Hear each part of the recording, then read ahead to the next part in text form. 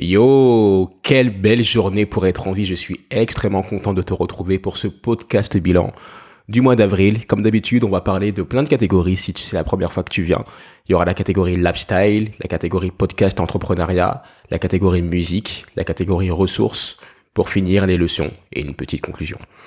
Alors, ce mois d'avril, la première chose que je pourrais te dire pour la catégorie lifestyle, c'est que je suis fatigué. Tu sais, chaque jour, j'ai un petit fichier Excel dans lequel je marque les choses à améliorer pour chaque journée. Et pour chaque journée, la chose que j'ai eu à améliorer ce mois-ci, ça a été la qualité de mon sommeil.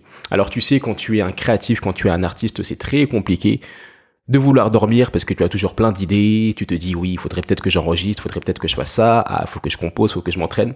Donc, c'est déjà très compliqué. Mais maintenant, quand tu rajoutes l'entrepreneuriat et puis aussi toute ta vie personnelle et toutes les choses que tu dois gérer, ce n'est vraiment pas évident. Donc j'ai essayé de mettre en place des solutions, je suis vraiment en train de me passionner entre guillemets sur ça parce que je pense vraiment que c'est le petit détail qui va faire la différence. Déjà, j'essaie de tout faire pour que mon téléphone ne soit pas dans ma chambre. Et ça, c'est quelque chose que je pourrais te conseiller, c'est de vraiment séparer tes pièces, avoir une pièce pour le travail, avoir une pièce pour la technologie, avoir une pièce pour le divertissement et avoir une pièce pour se reposer.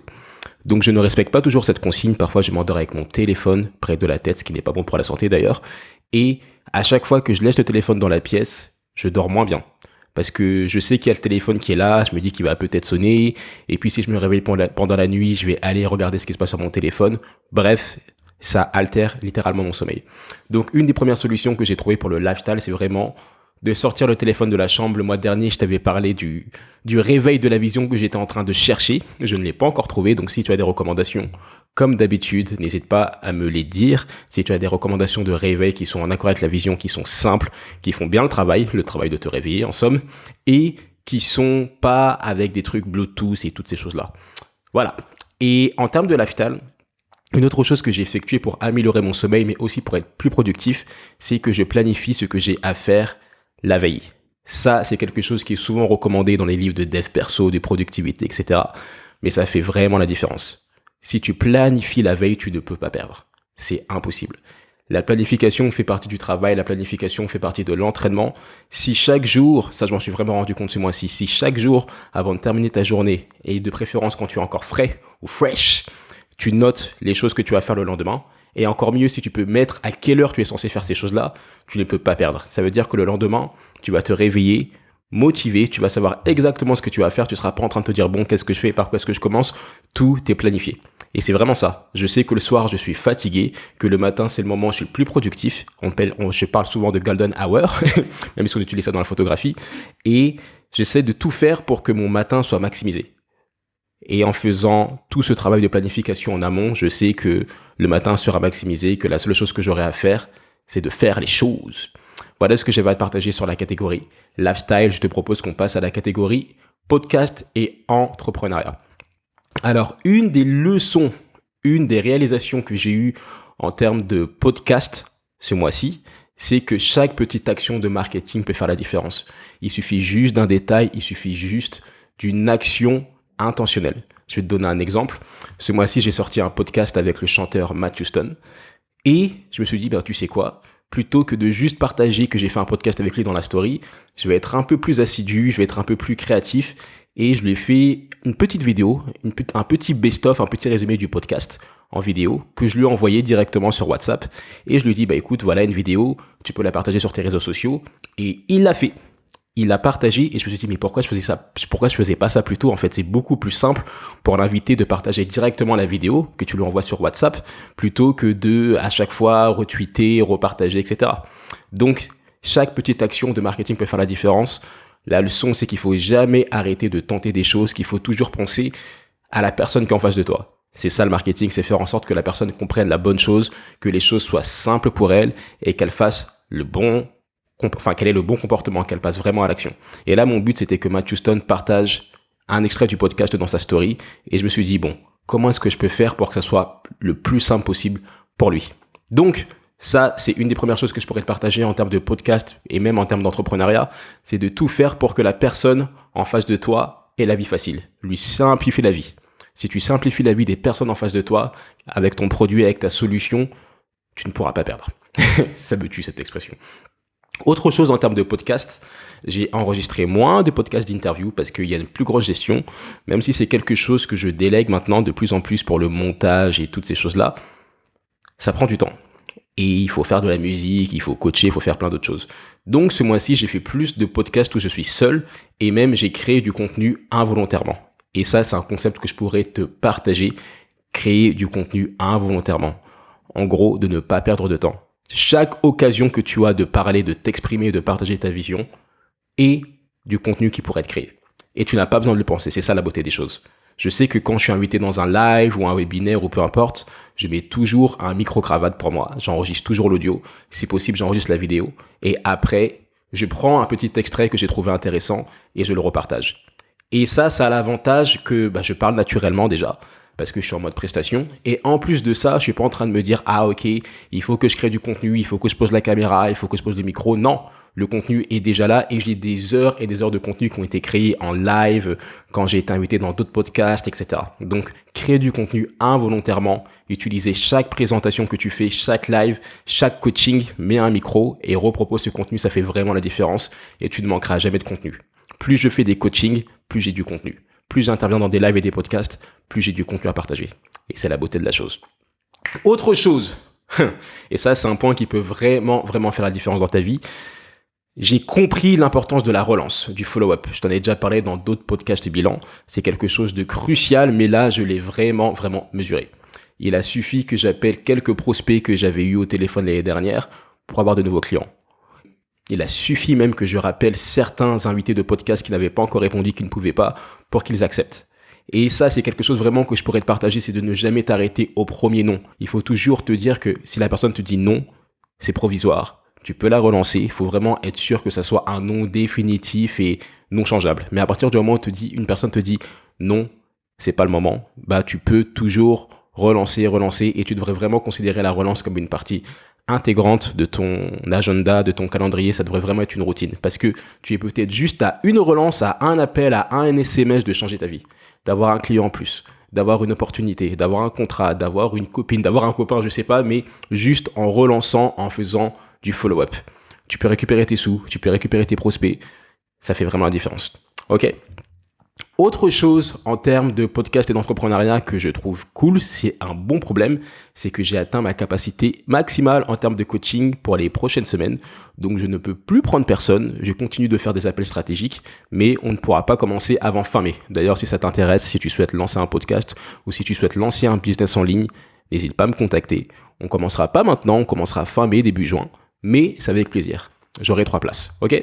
Tu auras un lien dans la description, tu as le lien dans la description, tu peux cliquer et tu pourras réserver ton créneau et on en parlera. Voilà pour la catégorie podcast entrepreneuriat. Je te propose qu'on passe à la 3e catégorie de ce podcast bilan du mois d'avril, la musique.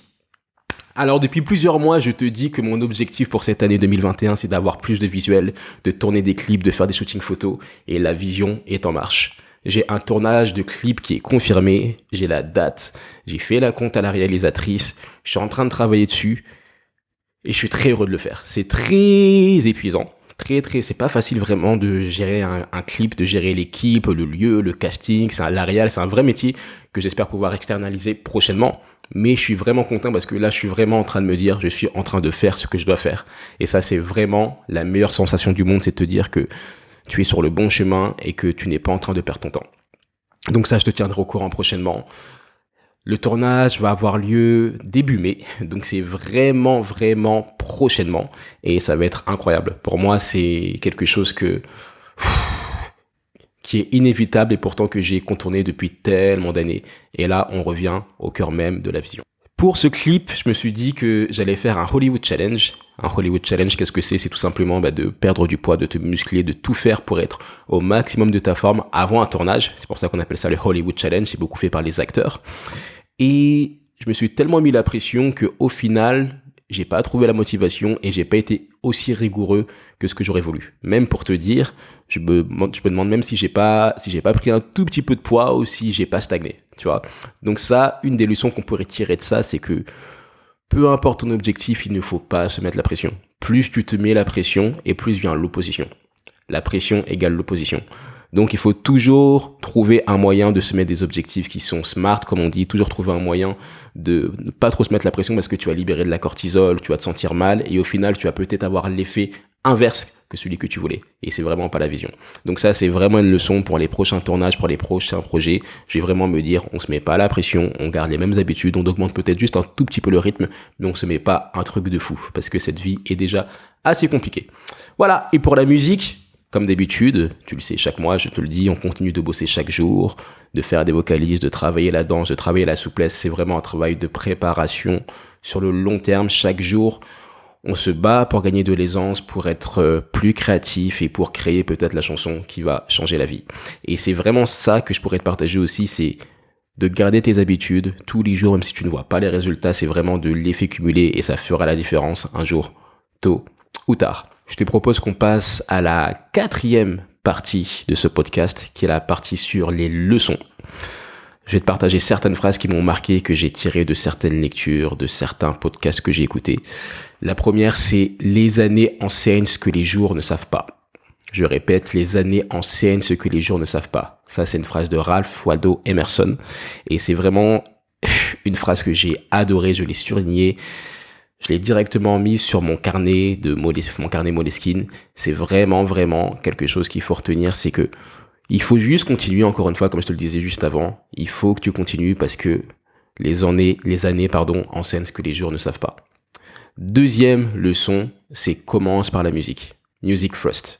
Donc ça, tu peux le remplacer par ce que tu veux. Sport first, health first, business first. Mais dans tout ce que tu fais dans ta vie, il doit toujours y avoir une priorité et toujours quelque chose qui gagne. Tu vois, si tu te poses trop de questions, si tu hésites, si tu réfléchis trop, tu dois toujours revenir à la première chose, à la priorité. Et pour moi, c'est la musique. Donc j'essaie de tout faire pour que ma journée commence par de la musique. Que ma journée commence par écouter de la musique, par jouer de la musique, par composer, par penser musique. Commence toujours par la musique. Tes rêves, tes passions, tes objectifs doivent vraiment être la priorité. Plus tu vas avancer dans ta journée, et plus tu auras du mal à faire ta priorité. Et c'est pour ça qu'il faut commencer par ça en début de journée. Une autre phrase que je pourrais te partager, qui est vraiment une leçon, c'est « Les distractions te coûtent des millions ». Je ne sais plus de qui ça vient. Je sais que c'est une phrase que j'ai partagée aux abonnés des mails de la vision, les mails que j'envoie tous les matins pour que tu ne perdes pas. Mais je ne sais plus de qui elle vient. C'est vraiment une phrase qui m'incite parfois à rester concentré, justement, à toujours me concentrer sur les priorités, parce que à chaque fois que je dévie un tout petit peu, que je fais ce que je ne suis pas censé faire, je perds de l'argent, ou je perds du temps, ou je perds de l'énergie, ou je me blesse, ou je culpabilise. Enfin bref, à chaque fois que je me distrais, je suis pas hyper bien, ça me coûte des millions. Donc, les distractions te coûtent des millions. Fais tout pour ne pas être distrait. Si tu es distrait, fais en sorte que ça soit intentionnel, qu'il y ait un cadre, parce que à chaque fois que tu dévies, tu perds beaucoup sur ton rêve, tu perds beaucoup sur tes projets. Les distractions te coûtent des millions. Et la dernière leçon, la dernière phrase qui m'a marqué ce mois-ci, c'est « Do the extra rep each day ». Donc en gros, on pourrait traduire ça par « fais une répétition en plus chaque jour ». Tu vois, la répétition, vraiment, quand tu en as marre, ça c'est vraiment quelque chose qu'on utilise dans le milieu du sport, de la musculation. C'est tu es censé faire, 20 pompes, tu es à bout, tu en fais quand même une 21e. Comme ça, tu vas vraiment au-dessus de ta zone de confort. Et ça, c'est vraiment quelque chose qu'on devrait même essayer de faire chaque journée. C'est peu importe ton projet, essayer de faire une répétition en plus.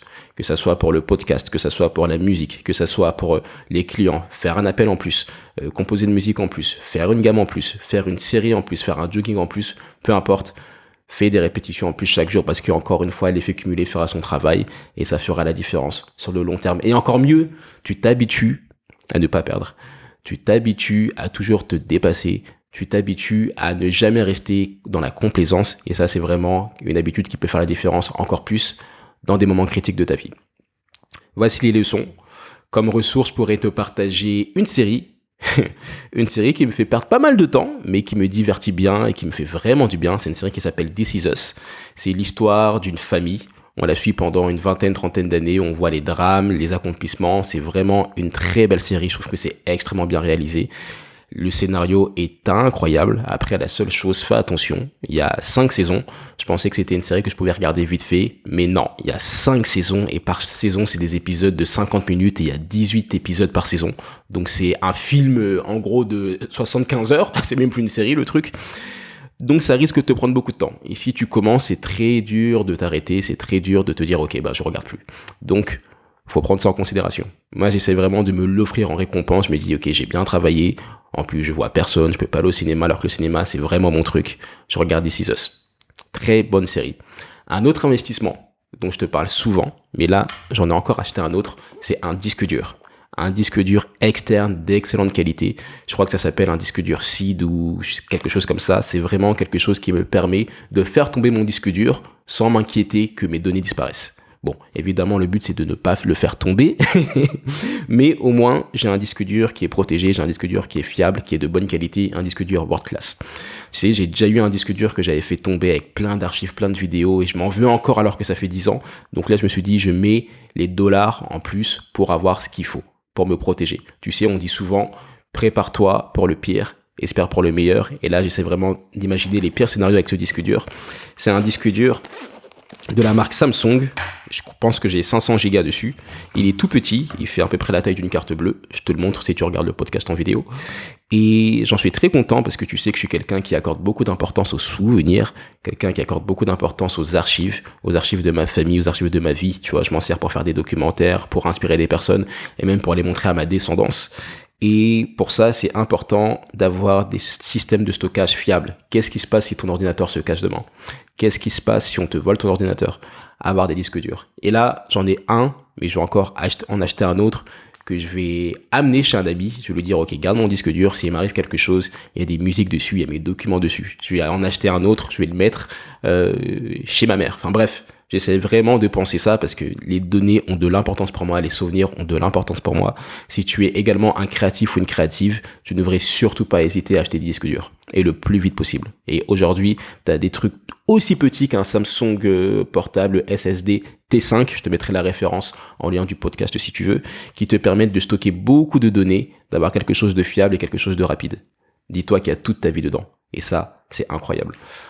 Une autre ressource que je pourrais te partager, c'est tout simplement des investissements dans ta passion. Alors ce mois-ci, j'ai acheté un casque que j'aurais dû acheter depuis des années. J'ai acheté un casque professionnel. Un casque professionnel pour écouter de la musique, pour travailler ma musique, pour faire mes mix, pour travailler sur mes vidéos. Et tu sais, ça fait depuis des années que je fais du montage vidéo, ça fait des années que je fais de la musique, j'ai quasiment fait de la musique toute ma vie, mais je n'ai jamais investi vraiment dans un casque professionnel. Et ça, c'est une erreur, parce que j'ai perdu beaucoup de temps, j'ai moins bien travaillé mon oreille, et c'est pas bon, c'est pas une bonne chose. Donc si tu as une passion, si tu as quelque chose qui est important pour toi, n'hésite vraiment pas à t'acheter ce qu'il faut, vraiment des choses qui sont des standards, des choses qui sont vraiment bonnes pour exercer l'art pour lequel tu es en train de discourir. Vraiment, il faut pas hésiter. Et dans la même logique, j'ai investi dans une masterclass sur le songwriting, donc sur la composition, sur l'écriture de musique. Et je me disais, bon, au début, c'est un peu trop débutant, c'est vraiment pour les gens qui n'ont jamais écrit une chanson. Mais après, à force d'écouter le gars, je me suis dit, ah ouais, mais ça, c'est pas bête. Je l'ai jamais pensé. Et ça, c'est vraiment une des leçons que je pourrais te partager également, c'est qu'il suffit juste d'une information dite d'une autre manière. Parfois, tu vas relire le même livre, mais tu seras à une autre partie de ta vie, de ton existence, dans une autre énergie, et puis tu percevras cette information différemment. C'est pour ça que c'est vraiment important d'être toujours dans un esprit d'humilité, toujours dans un esprit d'apprentissage. Ça fait vraiment, vraiment la différence. Mais pour cela, il faut investir dans sa passion, il faut investir dans des livres, dans des ressources, dans tout ce qui peut te permettre d'avancer sur tes projets. Voici pour les ressources de ce mois d'avril 2021. Je te les mettrai en description également si ça te parle. J'ai des projets qui arrivent prochainement, je t'en parlerai plus le mois prochain. D'ailleurs, le mois prochain, ça va être intéressant parce que ça fera 1 an exactement que je fais ce podcast bilan mensuel. Ça fera le 12e épisode, je trouve ça incroyable. Je vais peut-être tous me les réécouter pour revoir l'évolution en termes de production, en termes d'élocution, d'éloquence également, en termes de cohérence du propos. Je vais réécouter pour ça et aussi pour voir comment est-ce que j'ai avancé. Et je peux que t'inviter d'ailleurs à lancer ce genre de podcast, à le faire pour toi, à avoir un carnet de bord, à avoir un carnet Moleskine, à avoir, je sais pas, une caméra ou n'importe quel support dans lequel tu traques tes progrès. Ça fait vraiment la différence. Et plus les années vont passer, et plus tu vas te dire, waouh, je suis tellement heureux, je suis tellement heureuse d'avoir commencé, d'avoir pris cette habitude. Je suis vraiment content que tu sois avec moi. Je ne sais pas si tu as écouté les 12 épisodes, enfin les 11 épisodes jusqu'à présent. Écris-moi en commentaire si tu écoutes le podcast sur YouTube, le nombre d'épisodes que tu as écouté. Et également, écris-moi en commentaire si tu es allé jusqu'au bout du podcast. Si tu es allé jusqu'au bout du podcast, écris-moi fini en conversation sur YouTube. Et si tu l'écoutes sur Spotify, Apple Podcast ou autre, écris-moi sur Instagram ou mentionne-moi sur Instagram, ça me fera plaisir, je te retweeterai et on pourra discuter avec beaucoup de plaisir. Le mois de mai, ça va être un mois important pour moi. C'est peut-être un mois important également pour toi. C'est un mois où il y aura les mesures de confinement qui seront levées. On va peut-être pouvoir ressortir. Il va faire de nouveau beau. C'est un nouveau trimestre qui va commencer si tu es entrepreneur. Aujourd'hui, c'est le jour où on déclare à l'URSSAF. Voilà. Et je te souhaite beaucoup de courage, je te souhaite beaucoup de résilience, de ne pas abandonner. Vraiment, ce que je veux te faire comprendre dans ce podcast, c'est qu'il suffit juste d'une fois, qu'il suffit juste d'une chanson, qu'il suffit juste d'un projet, que tu continues un tout petit peu, que tu prennes des bonnes habitudes et qu'avec ça, tu puisses regarder ta vie changer. Bon courage, je te dis à très vite, n'abandonne pas et fais ce que tu as à faire. N'abandonne pas.